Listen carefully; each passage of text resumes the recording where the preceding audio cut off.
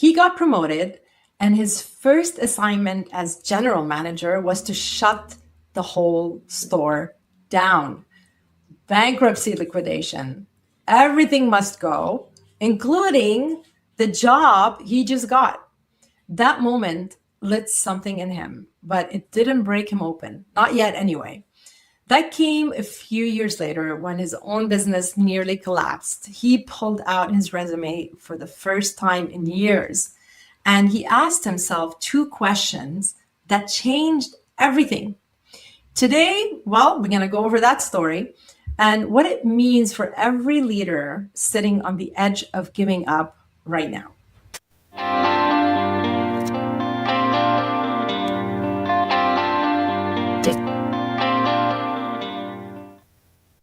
Welcome to the NeuroLeadership Edge. I'm Claire Hayek, NeuroLeadership expert, TEDx speaker, and founder of Mind, Soul, Purpose Team Building. I spent more than 20 years leading high-stakes projects and teams under pressure. And this is where we explore what it actually takes to lead well when everything is on the line. My guest today is Brandon Wetzstein, founder of Innate Create. Brandon spent years leading in corporate retail operations, Best Buy, Target, LVMH. He was always the innovator in the room. He's a certified Lego series play facilitator. Gotta love the Lego. The host of the Herding Squirrels podcast, and he has built his entire business around one conviction that every person on a team already holds the answer. And the leader's job, listen carefully now, is to build the conditions where those answers can actually surface, that they can come out. Brandon, welcome to the NeuroLeadership Edge. How are you today? I am wonderful, Claire. Thank you so much. And thank you for having me. I'm excited to be here. Yes, well, I'm very excited too. So before we get into what you've built, because it's great, and I can't wait to talk about that later in the episode, I want you to kind of take us back to where it all started. So you shared something that I haven't really stopped thinking about, to be honest with you. Just like, it's pretty unusual. Okay, so here's the thing, right? You said your defining pressure moment was running a bankruptcy liquidation shortly after being promoted to general manager, which is pretty special kind of thing, like situation that doesn't happen every day. So tell us, what was that like? How did you feel? What was happening? It was a little bit stressful. And by a little bit, I mean a lot. You know, you walk into a new scenario, excited to show what you've learned and what you're capable of, a new level of leadership. Now you're running your store. I was an assistant for years. And like, yeah, this is my chance. This is my shot. And you're like, and liquidation. Like, oh my gosh, you seriously? What? And you start looking at not only am I just stepping into this role, but I have no relationships built in the store. Like all these people, we're all like, I know who some of them are. We've met before, but now it's, oh, okay. Hi, I'm your new general manager. And then shortly thereafter, we're shutting down and everyone is going to lose their job in the next 3 to 4 months. Oh, and in the meantime, I hope you stay and work. What was people's reaction? What did that demand of you? And what did you observe around you? There's a lot of anger. There's a lot of anger because many of the people that had worked there had worked there for years. So there are people that had worked there for 5, 10, 15 years. And suddenly this role, this job they've had that they were great at, they had repeat clientele, is gone. Now, the people weren't angry at me. They knew it wasn't my decision to shut down the store, right? So there was something there. Yeah. But what it really brought out in me, I think, was an absolute need for empathy. It's the only possible way, at least in my mind, that I could have possibly led. It really was looking at people for who they really were as a person. And I think when we think of work relationships, always start off fairly two-dimensional. We are our role, and that's just the way it starts. And then it grows from there. The more we know people, we figure out who they are outside of work, their hobbies, right? What they do, what they like, who they really are, that full personality, not just what they bring and show people day to day. But I needed to speed that up a much faster rate. And I couldn't just say, well, you're a salesperson, you're a customer service rep, you're a warehouse person. Right. You are not your role anymore. You are a person who no longer has a job 3 months from now, 4 months from now. And I'm asking you to work for me, hopefully to come on time. But usually situations like this could really leave a neurological, I guess, imprint, if you want to call it that. And the way you handle pressure in these very, very intense moments really can kind of influence how you handle pressure down the line, right? And how you operate under fire from this point forward. So speaking of forward, so fast forward, you've left corporate, right? And you've built Innate Create, your company. You believe in what you're doing, and then 2023 hits. So tell us what happened. Yes, 2023. What a fun year. Really what had happened, I had been running my business for about three and a half years, and had just hit a stagnant, like two quarters in a row with very little business. And not that I had much regularity before that, but there was at least, like, it was just that the writing felt like it was on the wall, like this is not going in the right direction. And it was, and for anyone who's, gone down the solopreneurship route, like, I think there are always times where you kind of go, ooh, am I doing the right thing? Like, should I be back in my comfortable corporate job with nice health insurance?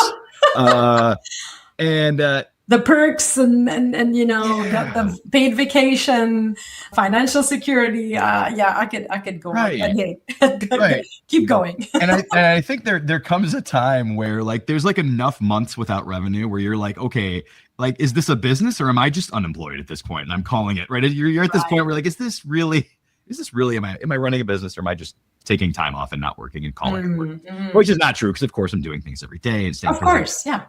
But the realization hit, and it was like, okay, maybe it's time to start thinking about what's next, right? Well, let's start thinking about maybe this isn't the right path. And I'll never forget, I pulled out the resume and I started looking at it, and it had been probably 8 years or 7 years since I had looked at my resume. I hadn't really redone it since I had started my organization. So I'm like, oh, I get to add that. And I started looking at it, and just this wave of, I just want to call it almost nausea of, like, oh my gosh, the job search, which is also not pleasant by any means. And I started looking at this. Yeah. I do want to pause here for a second, because I think every founder and every leader listening to this right now knows exactly what the moment feels like. The resume. The resume comes out. It's a nightmare, right? And I mean, it's just so symbolic of something. It's just a resume, but it's terrifying. And suddenly you're looking at it thinking, first, am I doing the right thing? What do I even put on this thing? What have I been doing? How did I get here? What was going through your head? And basically walk me through, like, okay, this is what was the hamster going through my head. What are these thoughts at that point?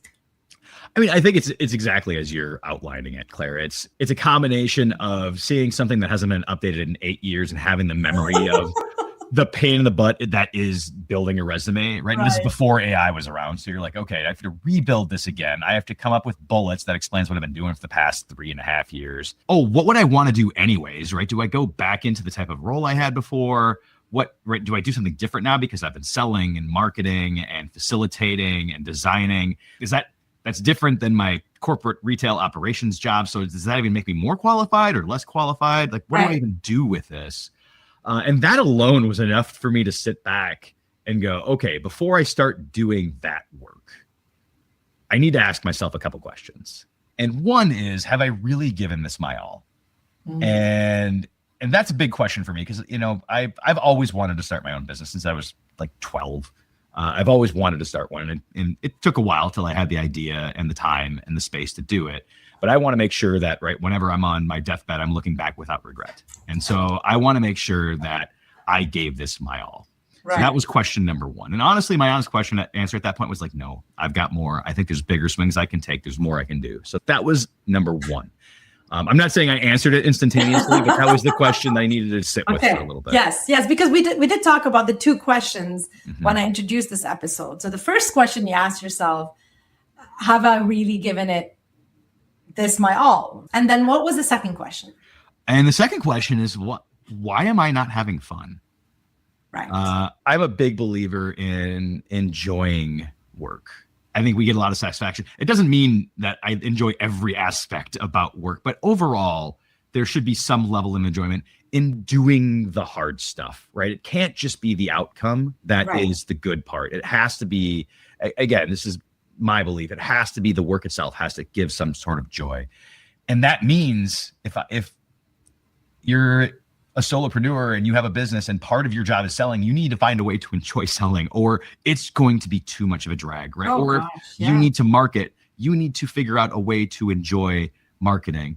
And so those two answers combined was yes, I have more to give and I need to rethink how I'm doing this. I need to rethink, why am I not enjoying my day to day? And it's been a few years, and so I know the answers to some of that questions of like, why wasn't I having fun? I think I was trying to work out of someone else's playbook, instead of taking what does kind of work, but then making it my own, right? Bringing myself into it. So, what I'm interested in, I'm fascinated that how did you even get to those questions? Because in that state, when you're under pressure, pulling out your resume, I mean, if there's founders listening to this and business owners, I think you know what that is. I mean, that is just like, you get to that point, it's bad, right? And you're going through a lot. You're under pressure. The pressure is really high. And usually most people don't get that clear, under pressure.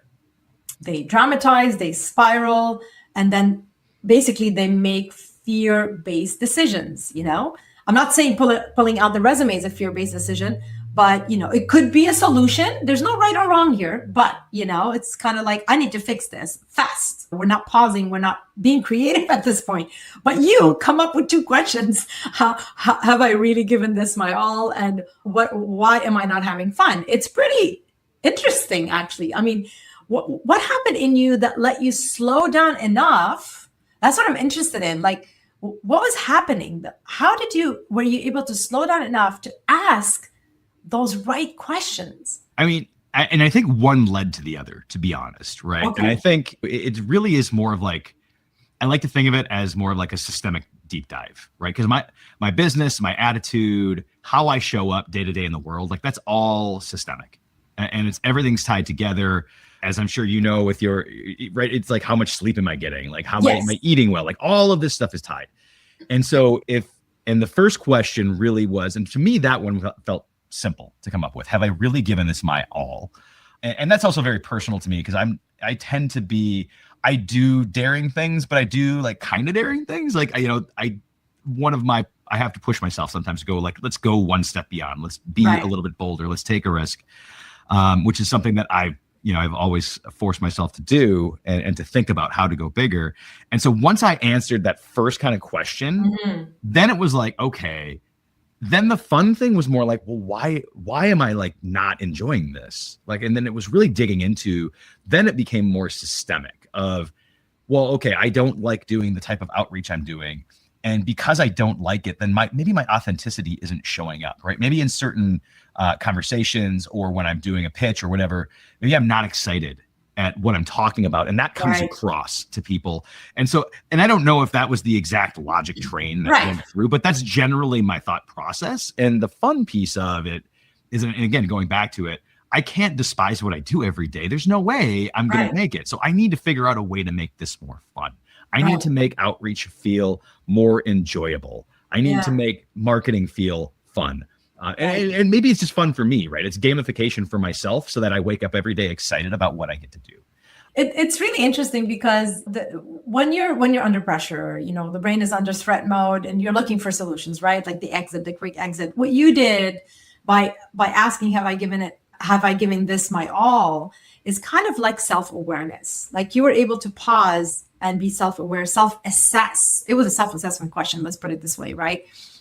Which pulled you kind of out of your fight or flight response and into more the prefrontal cortex, your brain CEO, more clear, aligned, kind of like, let's realign here. What's happening, and then which led to, what am I not having fun? I know I'm like going back to those questions, but I think it's very interesting. And the second question, why am I not having fun? By being able to get out of your amygdala and your fight or flight and back into your wise brain, you were able to put on like the inner wise coach, that hat one, right? And brought it to your values. it reconnected the brain to the identity, what holds meaning for you. And it makes total sense if you look at it in a way from neurologically. So it's quite interesting. I'll tell you like that much. And you answered that second question honestly. You weren't really having fun, right? From what I understood, you kind of forgot maybe what like the fun part of what you do. So I know you made a decision to change that. So walk us through what you actually did. I mean, the steps themselves were just re-looking at the things that I needed to do. And then how do I infuse myself, my authenticity, my joy, and start enjoying it just a little bit more, right? So an example is I do write posts on LinkedIn, and I do blog posts on my website. I started just having more fun with blog posts and started thinking of like, okay, how can I bring fun and unique ideas? I know one of the things I was doing was at the time I was reading a book on mental models. Okay. And I started tying different mental models to teamwork and team issues and leadership and communication.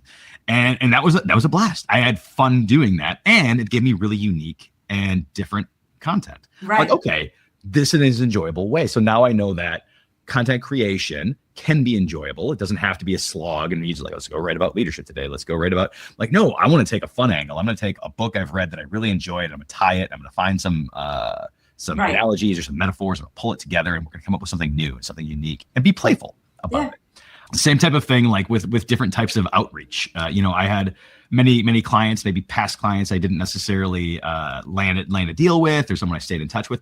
I started sending them like images of Legos and just saying, hey, right? Instead of like, oh, hey, have you thought about, doing, at the time I was really focused on doing more team building. Have you thought about team building for Q2, Q1, trying to be Mr. Professional Brand? Instead, I might send them a photo of some Legos and a little smiley face Lego guy holding a flag going, hey, any team, and any team building plans coming up? Just something like putting a little more playfulness in it, putting a little more fun into it. Because we haven't dug into it yet, but I sell performance based on a method called Lego serious play. We're playing with Legos here.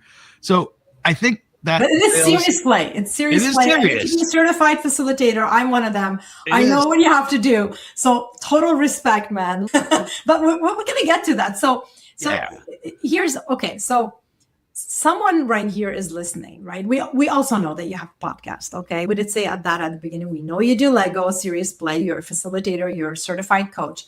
Now, somebody's probably listening and going, okay, that's really nice, Brandon. It's good for you. He gets to play with Legos and do a podcast and he found fun, but hey, man, I run a 200-person team and I don't have the luxury, quotes, in case you're listening to the audio, I don't have the luxury of fun. Here's the question, right? So what do you say? What do you say to that person listening right now? Okay. Fun is such a loose word. And I know I'm using the word fun in a very, very playful way because I'm tying it to Lego. But fun can also be joyful. It can also mean feeling challenged at the task, but enjoying the task, wanting to solve the puzzle. It's not necessarily, right? It's not like I figured out how to sell using Legos. I'm not doing that necessarily. Most of the things I still do are very much normal and regular. But what I did is I found fun in the challenge. I found fun in saying, you know what, this is the type of system that I'm going to use. And I'm going to enjoy figuring out the puzzle and figuring out how to talk about Lego serious play, how to talk about buried signal or insights you're not finding from your team, but do it in a playful way that allows people to understand what I do. That's the fun.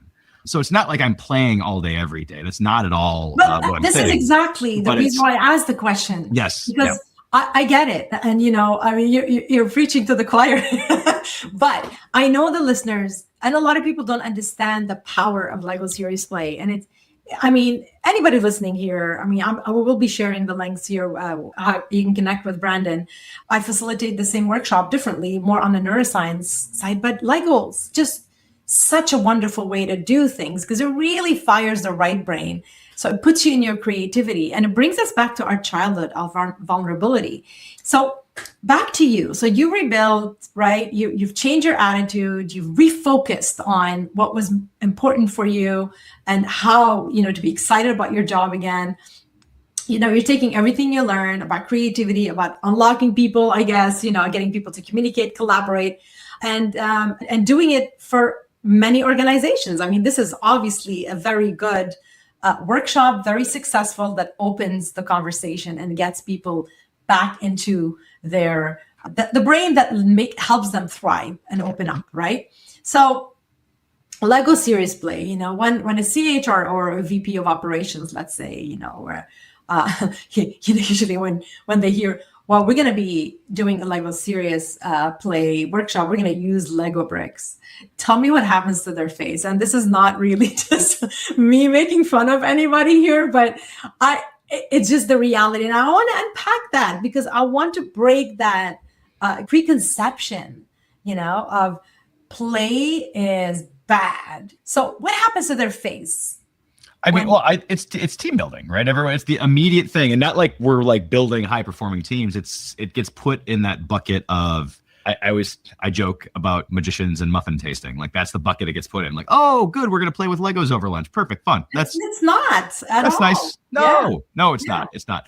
And it's actually taken me years, and this has also been part of the journey, because to be very, very open, when I first started this business, I became a Lego serious play facilitator about 6 months before I started my business.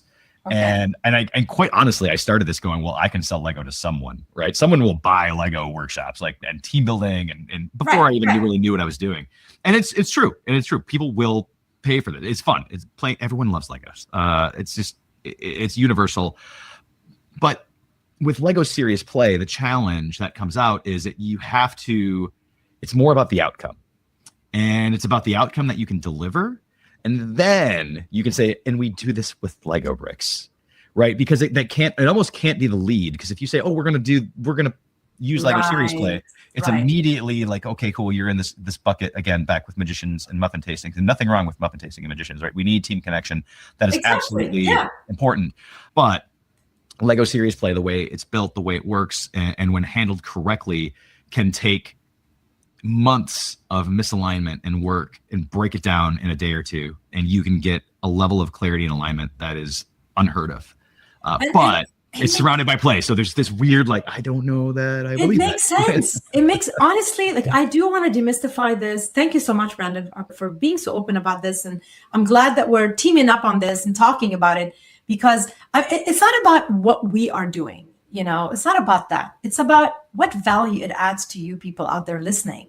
And if you're not open enough to consider something that is going to fire and wire and light up your right brain, where innovation, creativity, collaboration, human connection, and I can go on forever, that part of the brain lighting up because you pull out Lego bricks. And I know you have one very close to you here. If you want to show it on the screen, you look at that thing, automatically your brain, seriously, it does something to the brain.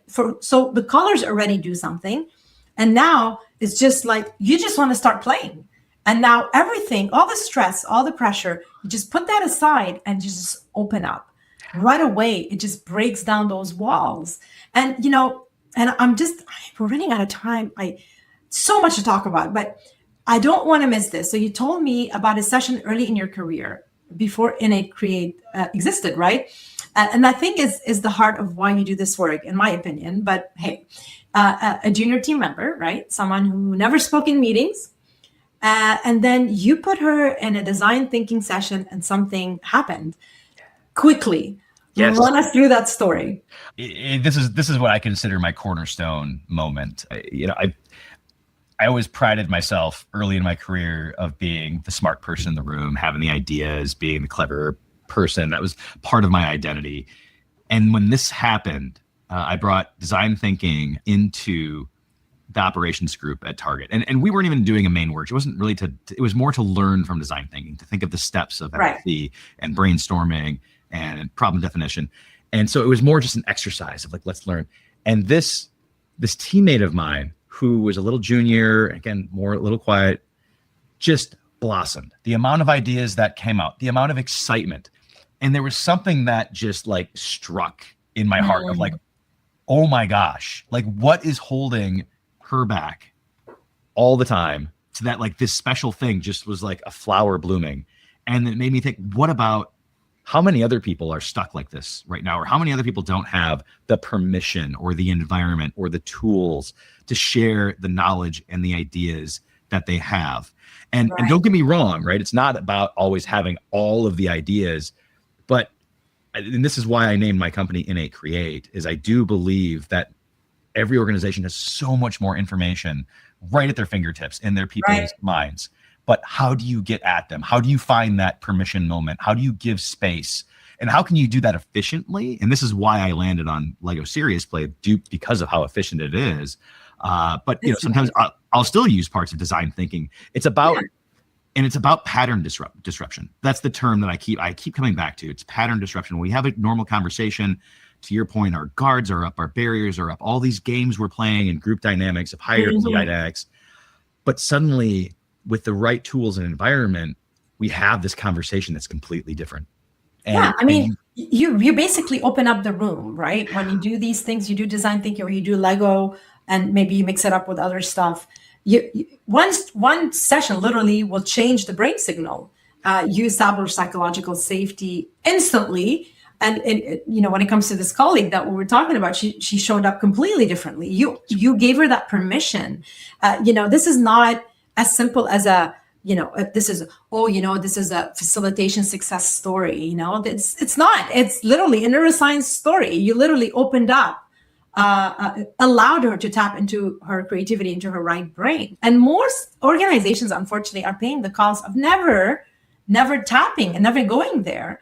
And so imagine all these people not tapping into it. And it's a tremendous amount of knowledge. And everybody has that. We're all very talented. There's skills, but are we creating the environment to allow that to shine? We're at the rapid fires. I'm going to have to run through this. I'm probably going to have only 2 questions for you. This has been great, by the way. And I just hope I had like another hour with you. But hey, quick answers, quick questions. So the most underrated leadership skill right now, in your opinion? Curiosity. Good one. Biggest myth about creativity in the workplace? Oh, that only certain people are creative. Every single person is creative, without a doubt. Thank you. Last one. If you could go back and tell yourself one thing on the day you pulled out that resume, what would it be? Go bigger. Go bigger immediately. Take giant swings. Just go for it. Foot on the pedal. Oh, God. Love it. Thank you so much, Brandon. Quickly here, 2 things before we wrap up. One for your team, one for you personally. You're going to see a QR code. Do yourself a favor. Do the performance and pressure scorecard. It's free. It takes a couple of minutes. And see how that will change things for you. This is a free diagnostics. It will really open up your on what's happening with your team and how pressure proof are you. And the second one, if you want quick reset scripts that will really align you, open up your right brain, get you in your creativity, download it. It's also free. To subscribe to the NeuroLeadership Edge. Every subscriber helps this show grow, reach bigger audiences, reach further, and bring you the caliber of guests and conversation that actually move the needle. That's the whole point, right? Brandon, thank you so much for joining me. Quickly, where can people find you and learn more about Innate Create? Absolutely. You can find innatecreate.com, and you can also find me on LinkedIn under Brandon Wetzstein, and then also the Herding Squirrels podcast, herdingsquirrels.com. Everyone, thank you for joining. Lead boldly, stay human, turn every challenge into a gift because it is a gift.